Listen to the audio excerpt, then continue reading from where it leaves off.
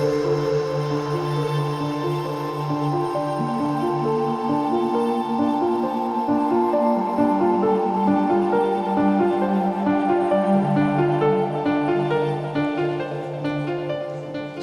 kolegice in kolegi, gospe in gospodje, lepo pozdravljeni na srečanju, omizju, ki ga je pripravil naš odbor za enakost, odbor Sindikata vzgoje, izobraževanja, znanosti in kulture Slovenije, ki je postal konec lanskega leta zelo aktiven. Do zdaj smo imeli že kar nekaj razprav, ki so po moje usmerjene v pravo smer. Recimo tako smo imeli diskusijo o zrcaljenju spolne neenakosti v jeziku, v učbenikih in pri pouku, kjer smo povabili dr. Renato Šribar.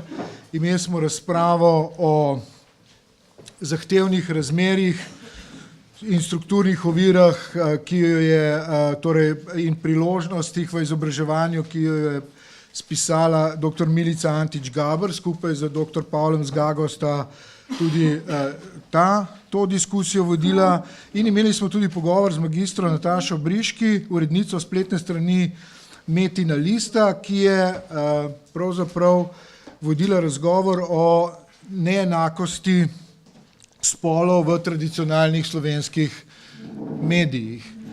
Danes prirejamo razpravo o vključevanju otrok, migrantov, vprašanje je, kakšen izraz uporabimo, begunskih otrok v slovenski izobraževalni sistem. Zagotovo ne gre za prebežnike.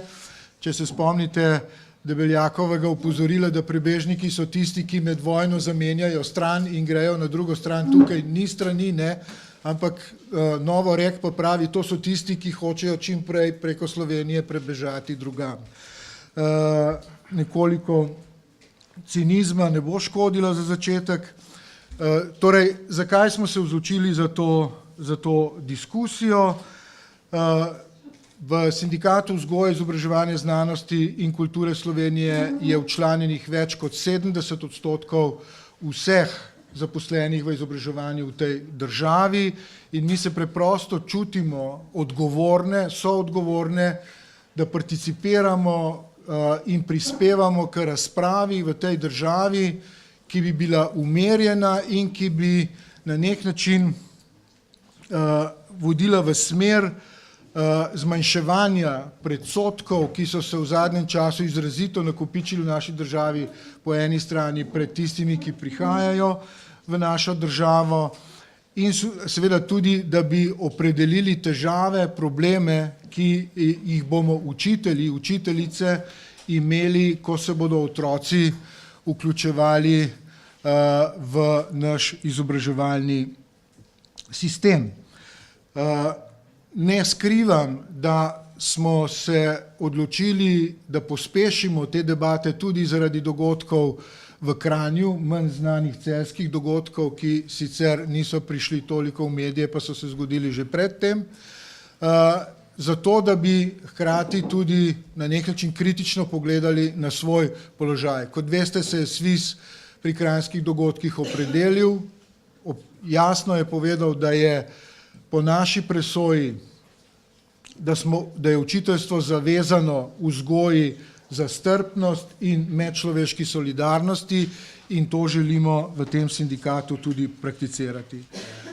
In ravno tako, da bomo aktivno nastopili proti tistim silam v tej državi, ki sistematično poglabljajo sovraštvo, napetosti in predsodke za to, da bi si pridobivali cenene, pretlehno pridobljene politične točke z, bom rekel, na nek način na račun tragedije ljudi, ki so se znašli tu ne po svoji volji, ampak zaradi grozljivih dogodkov, ki so jih pripeljali. Mimogrede naj povem, da sem na UNICEF-u prebral, zgolj v Siriji ta trenutek ne hodi v šolo 2,4 milijona šoloobveznih otrok samo v Siriji, brez delovnega mesta oziroma brez otrok je ostalo 54,000 učiteljev in učiteljic in že sama ta dimenzija govori o tem, kako resne so stvari.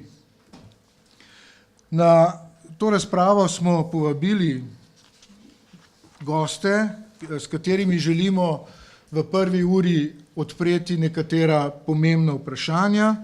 Dr. Mitja Sardoč je znanstveni sodelavec na Pedagoškem inštitutu in se ukvarja poklicno z analiziranjem enakosti in vključevanja migrantskih otrok v izobraževanje. Sicer je doktorsko tezo zagovarjal na Inštitutu za izobraževanje v Londonu, na Londonski univerzi. Z nami je dr. Andreja Berle Lakota, državna sekretarka, dr. Stanka Lunder-Verlič, ki se tudi na ministrstvu ukvarja s tem, in pa z nami je tudi Jelka Kunsterle, pomočnica ravnateljice jeseniške šole, ravnatelja, se opravičujem, mislim, da se šola imenuje Prežihov Voranc.